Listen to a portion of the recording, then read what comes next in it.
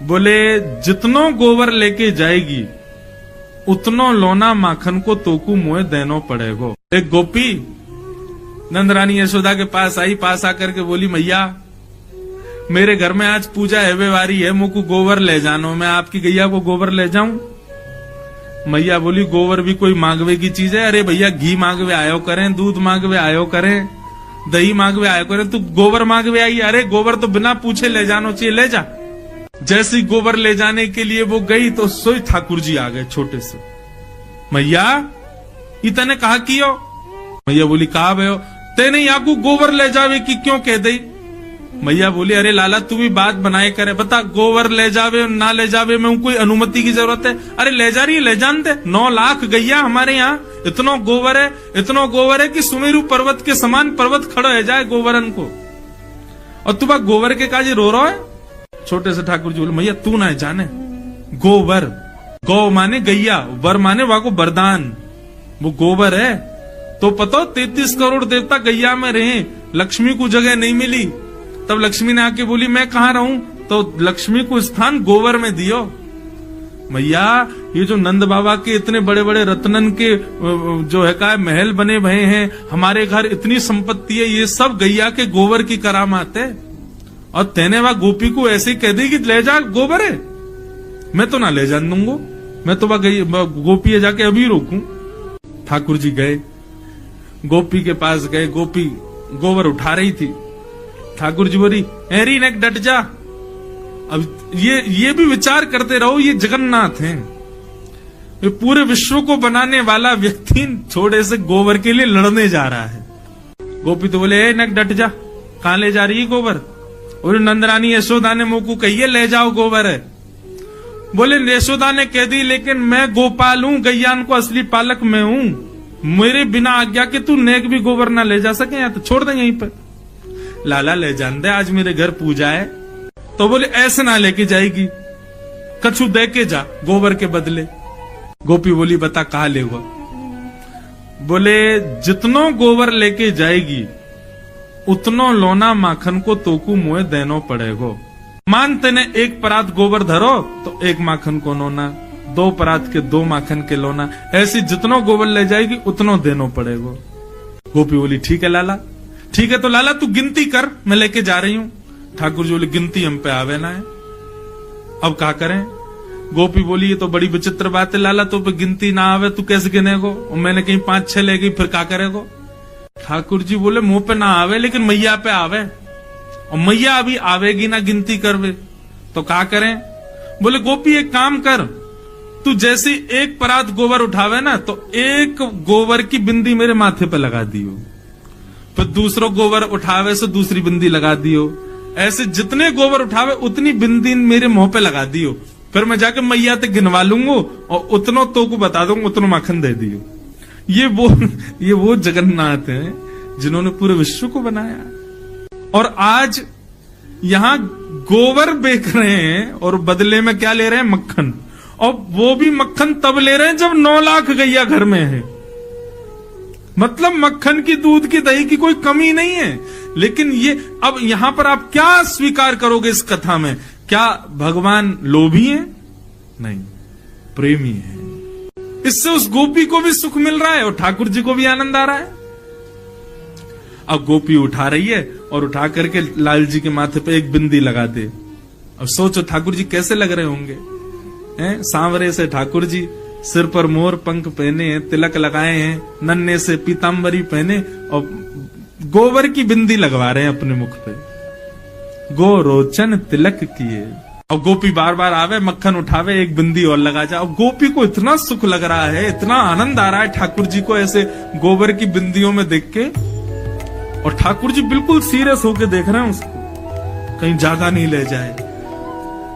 जैसे ही गोबर उठावे तो रुक, लगा बिंदी लगा यहाँ पे, वो बिंदी लगा जाए। अब बार बार बिंदी लगा के ठाकुर जी ऐसे मधुर मुस्कान पे आनंद है रहे हैं। गोपी को भी खूब आनंद आ रहा है। सो गोपी ने अब क्या कहा कि अब की बार गोबर उठायो, और लाला बहुत भारी है ने उठवाइयो। जैसे ठाकुर जी उठवाने गए तो गोपी ने सबरो गोबर ठाकुर जी पे डाल दियो। जैसे ही डारो पूरे ठाकुर जी गोबर में संलिप्त है गए। ठाकुर जी दौड़े चौकड़ी मार करके मैया के पास, बोले मैया देख, मैया देख, मैया देख। मैया ने जैसी देखी पूरा गोबर में लपो भयो लाल जी। अरे लाला तू को कितनो नवाओ कितनो दबाओ, या गोबर में ही जाके खेले, देख काकल लियो, चला साफ करूं। मैया ध्यान ते करियो, क्यों बिंदी लगी वही है, वो नहीं मिट जाए कहीं। हाँ ऐसे करियो कि बिंदी गिनती में आ जाए, उतनो मक्खन लेके आनो गोपी ते। ये कौन है? ये प्रेमी ठाकुर जी। अब इस कथा को सुना तो आप सबके चेहरे पर प्रसन्नता आ गई और जगन्नाथ जी प्रिय लगने लगे। नारद जी कह रहे हैं व्यास जी आपने सब जगह भगवान को भगवान बना दिया, लेकिन वो प्रेम भी करते हैं और हमारे प्रेमी भी बन सकते हैं। आपने कहीं नहीं लिखा, इसलिए आपका हृदय शांत है। ऐसा कुछ लिखो जिसको सुनने पढ़ने के बाद में सुनने वाला ठाकुर जी को भगवान ना माने, ठाकुर जी को अपना प्रेमी माने। पूरे ब्रजमंडल में महाराज 56 भोग बने हैं, देसी घी की मधुर सुगंध आ रही है। सब ब्रजवासी अपने अपने घरों में 56 भोग बना रहे हैं। ठाकुर जी नंद बाबा के पास गए, गोद में जाकर के बैठ गए और नंद बाबा से बोले बाबा जे कौन के काजे 56 भोग बननो है?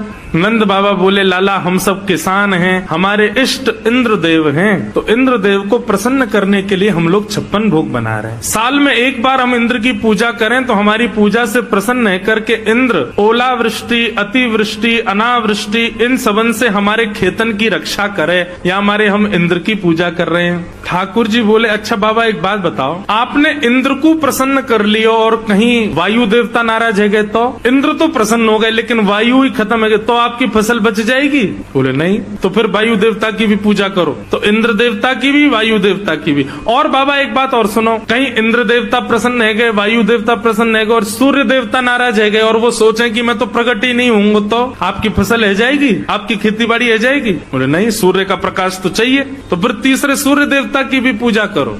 और सब प्रसन्न है गए, वरुण देवता नाराज हो गए तो जल ही नहीं डालोगे तो बीज उत्पन्न कैसे होगा? पिताजी यदि आप ऐसे एक एक देवता को प्रसन्न करोगे तो 33 करोड़ देवता हैं, सबके चाहवे से ही हमारी खेती बाड़ी चल रही है।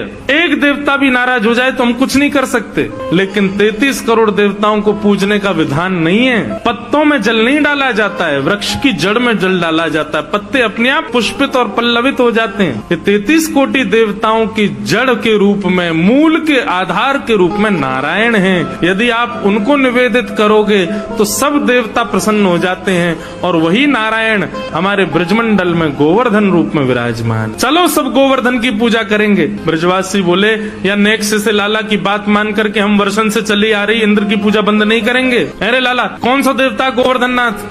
बोले साक्षात नारायण ही हमारे ब्रजमंडल में गोवर्धन रूप में विराज रहे हैं। लाला कहीं इंद्र नाराज है गयो तो? इंद्र नाराज है गयो तो? ठाकुर जी बोले जिनकी शरण में जा रहे हो वे तुम्हारी रक्षा करेंगे। इंद्र उनते बड़ो ना है, ये इंद्र आदि तो सब देवता हैं, पर ये तो साक्षात भगवान, चलो उनकी शरण में। अब भी ब्रजवासी राजी नहीं थे। ठाकुर जी ने सबसे कही, बोले आपने इंद्र को कभी देखा है? सब बोले नहीं। बोले लेकिन हम वचन देते हैं कि हमारे गोवर्धन नाथ प्रकट होकर दर्शन देंगे। अब चलो। तो दर्शन के प्रलोभन में सब गोवर्धन नाथ के दर्शन होंगे, दर्शन होंगे, देवता दिखेगो, देवता हमको आज दिखेगो कैसे होवे देवता। इस भाव से सब ब्रजवासी 56 भोग ले करके गोवर्धन जा रहे हैं। सब ब्रजवासी 56 भोग लेकर के पहुंच गए गोवर्धन। गोवर्धन पहुंच करके सबन ने 56 भोग सजाए, गिरिराज जी की परिक्रमा लगाई, मानसी गंगा से श्री गोवर्धन नाथ जी को अभिषेक किया। अब सब लोगों ने 56 भोग सजाए, सब लोग गिरिराज जी से प्रार्थना करने लगे, स्तुति गाने लगे। इतने में ही 4 भुजा वाले श्री गोवर्धन नाथ गिरिराज पर्वत के ऊपर प्रकट है गए और चारों भुजाएं खाली हैं। शंख चक्र गदा पद्म नहीं है ठाकुर जी के हाथ में। चारों भुजाओं से ब्रजवासियों को बुला रहे हैं और कह रहे हैं लाओ ब्रजवासियों भोग, लाओ ब्रजवासियों भोग। सब ब्रजवासी तो देख करके बोले अरे लाला देख तेरो सांचो देवता प्रकट है गयो। अरे भैया हमने तो जीवन में पहली बार देवता देखो, देखियो कैसो प्रकाश आ रहा है यहाँ में। सब ब्रजवासी अपने अपने घर की सामग्री लेकर के जा रहे हैं, अपने हाथ से गिरिराज गिरिराज जी को पवारे, आप ही पूजे आप पुजावे। ठाकुर जी खुद ही पूजा कर रहे हैं, खुद को ही पुजवा रहे हैं। दो रूप से खड़े हैं, एक रूप से गिरिराज जी पे, एक रूप से नीचे। ब्रजवासी श्री दामा मधुमंगल लाला के पास गए, बोले लाला तेरा देवता है तो बड़ो सुंदर। ठाकुर जी बोले देवता है भैया। बोले लाला एक बात बता, जे देवता को चेहरा तोते बहुत मिल रहा है, देखियो बिल्कुल तेरे जैसा लग रहा है, अगर तेरे दो हाथ लगा दिए जाए तो ऐसा लगेगा तू ही देवता बन के खड़ो है का। ठाकुर जी बोले ना ना ऐसी बात ना है, देवता तो गोरो है ना, मैंने कारो सो। बोले नहीं ना, देवता तेरे जैसो कारो ही है। लाला सही सही बता जाते तेरा चेहरा कैसे मिल रहा है, तुम दोनों एक जैसे काई को लग रहे हो। ठाकुर जी बड़ा सहज उत्तर देते हैं। ठाकुर जी बोले भैया मैं अपनी गैया चरावे गोवर्धन पर्वत पे आऊं, तो जा गैया को दूध मैं पीऊं, जब गैया चरावे गोवर्धन पर्वत पे आऊं तो वही गैया को दूध निकाल के गोवर्धन नाथ पी ले, एक ही गैया को दूध हम दोनों पी में या हमारो चेहरा मिले। श्रीदामा बोलो लाला जे कोई बात तो है ना, एक गैया को दूध पीवे तो चेहरा कैसे मिले। बोले जैसे मैया को दूध पीवे थे बहन भैयान को चेहरा मिल जाए, वैसे गैया को दूध पीवे थे मेरा और गिरिराज जी को चेहरा मिले। मधुमंगल श्रीदाम बोले लाला तो फिर बछड़ान को चेहरा क्यों ना मिल लो हम थे, ये बछड़ा बछिया अब ऐसे मोह नम्बो करके क्यों चले, जो तो गैया को दूध पी में।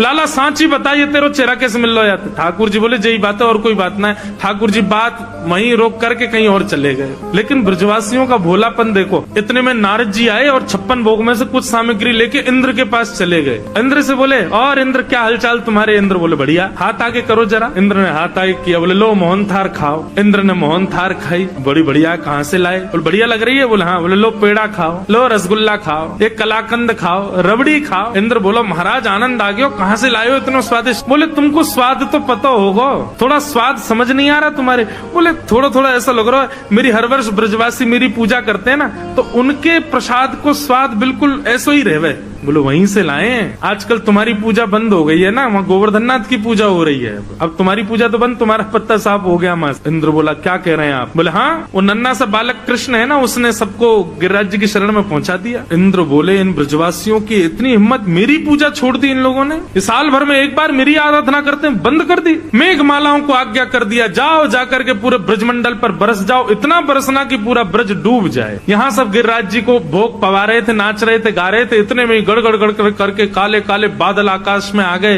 अंधेरा हो गया महाराज, पूरे ब्रजमंडल पर अंधेरा छा गया। सांबर तक ऋतु, इंद्र ने साधारण बादलों को नहीं भेजा, जिन बादलों को प्रलय के समय पर वर्षा करने भेजते हैं उन बादलों को भेजा। सांबर तक मेघ, एक बूंद हाथी के सूंड के समान गिर रही है आकाश, और वो भी मूसलाधार। ब्रजवासी त्राही माम करके दौड़ने लगे। अरे लाला हम तो पहले ही मना कर रहे, इंद्र की पूजा बंद मत करो, देखो नाराज है क्यों। ठाकुर जी बोले अविश्वास प्रकट नहीं होना चाहिए, जिनकी शरण में आए हो उनसे प्रार्थना करो। सब ब्रजवासी घुटनों पर बैठ गए, सब ब्रजवासी नेत्र बंद करके हाथ जोड़ करके प्रार्थना कर रहे थे। इतने में ही हमारे बाल कृष्ण प्रभु गए, गिरिराज जी को प्रणाम किया, प्रणाम करके एक तरफ से दोनों भुजाओं से उठा करके भीतर प्रवेश किया, और प्रवेश करके 7 कोस लंबे चौड़े गिरिराज पर्वत को अपने बाम हस्त की इकन्नी उंगली के नख पर ठाकुर जी ने धारण कर। आ जाओ सब ब्रजवासियों, सब आकर के खड़े है जाओ, मैंने गिरिराज जी उठा लिए। सब ब्रजवासी दौड़े महाराज, लाखों ब्रजवासी थे। बीच में एक पर्वत के ऊपर ठाकुर जी खड़े हैं, चारों तरफ ब्रजवासी अपनी अपनी छड़ी लगा करके खड़े है गए। सबन ने अपनी छड़ी लगा ली और सब एक टक अपलक नेत्रों से ठाकुर जी को देख रहे हैं। लाला तेने इतना बड़ा गिरिराज पर्वत कैसे उठा लियो, ये तोपे तेरी उंगली पे ऐसे कैसे उठ गो गिरिराज जी, जो तो बहुत बड़ा पर्वत है लाला, 21 किलोमीटर लंबो चौड़ो पर्वत है। ठाकुर जी बोले हम जय जय हैं, आओ प्रणाम करो। ए मधुमंगल श्रीधाम चला प्रणाम कर। बोले लाला तू जो कहेगो सो मान जाएंगे, लेकिन जे ना मानेंगे कि तू जय जय,